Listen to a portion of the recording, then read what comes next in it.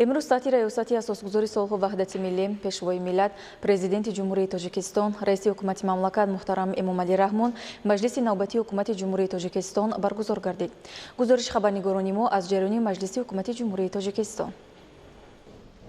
27 نوامبر تحت ریاست اساسگذار صلح و وحدت ملی پیشوای ملت پرزیدنت جمهوری تاجیکستان رئیس حکومت مملکت محترم امامعلی رحمون مجلس نوبتی حکومت جمهوری تاجیکستان برگزار گردید. در مجلس حکومت مملکت نخست درباره استراتژی ملی رشد آمار جمهوری تاجیکستان برای دوره تا سال 2030 و درباره برنامه کارهای آماری برای سال 2020 گزارش دیرکتور اگنتی آمار نزد پرزیدنت جمهوری تاجیکستان گلنوره حسنزاده شنیده شد. تاکید گردید که لایحه قرار حکومت جمهوری تاجیکستان درباره استراتژی ملی رشد آمار جمهوری تاجیکستان برای دوره تا سال 2030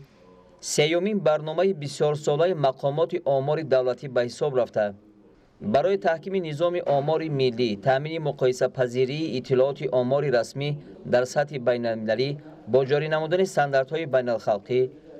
تامین فراگیری پوره سوبیکت‌های خواجگیدار، پیگیری نشانده‌های استراتژی ملی رشد جمهوری تاجیکستان تا سال 2030، نشانده‌های هدف‌های رشد استوار، بهتر کردن تشکل آمار بین اداروی، تأسیس شبکه یگانه جمع‌آوری اطلاعات آماری جوابگوی استانداردهای ملی و بین المللی روانه می‌گردد.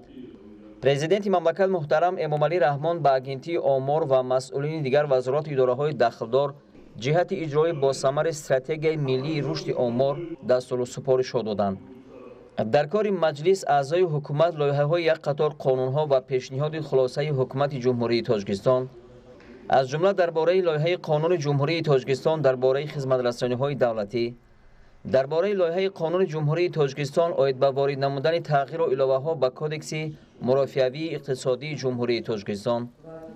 آید به لایحه قانون جمهوری تاجیکستان درباره وارد نمودن تغییر و علاوه‌ها به کدکس انداز جمهوری تاجیکستان، درباره لایحه قانون جمهوری تاجیکستان آید به وارد نمودن تغییر و علاوه‌ها به قانون جمهوری تاجیکستان درباره ایپوتک، درباره لایحه قانون جمهوری تاجیکستان آید به وارد نمودن علاوه به قانون جمهوری تاجیکستان درباره سنجش فعالیت سوبیکت‌های خواجگیدار و درباره پیشنهاد خلاصه حکومت جمهوری تاجیکستان به لایحه قانون جمهوری تاجیکستان درباره تنظیم دولتی نرخگذاری را محاکمه کرده برای بررسی به مجلس نمایندگان مجلس عالی جمهوری تاجیکستان ارسال نمودند. اعضای حکومت مملکت همچنین مسئله ها را درباره برنامه تعلیم و تربیت حقوقی شهروندان جمهوری تاجیکستان برای سالهای 2020-2030، درباره قاعده های تشکیل خدمت‌رسانی به مسافران خط‌سیرهای بین المللی در فرودگاه‌های جمهوری تاجیکستان و درباره معین نمودن مقام وکالتدار دولتی در ساحه تنظیم نظام اجازتنامه‌دهی را محاکمه کردند. در آخر بعد بررسی مسائل روزنامه مجلس، پرزیدنت مملکت محترم امامعلی رحمون برای اجرای سریع‌وقتی سفارش‌های حکومت جمهوری تاجیکستان به اعضای حکومت، وزارت و اداره‌ها و مقامات اجرایی حاکمیت دولتی شهر و ناحیه‌ها دستورهای مشخص دادند. سرور دولت محترم امامعلی رحمون توجه اعضای حکومت را به مسئله در سطح بلند تشکیلی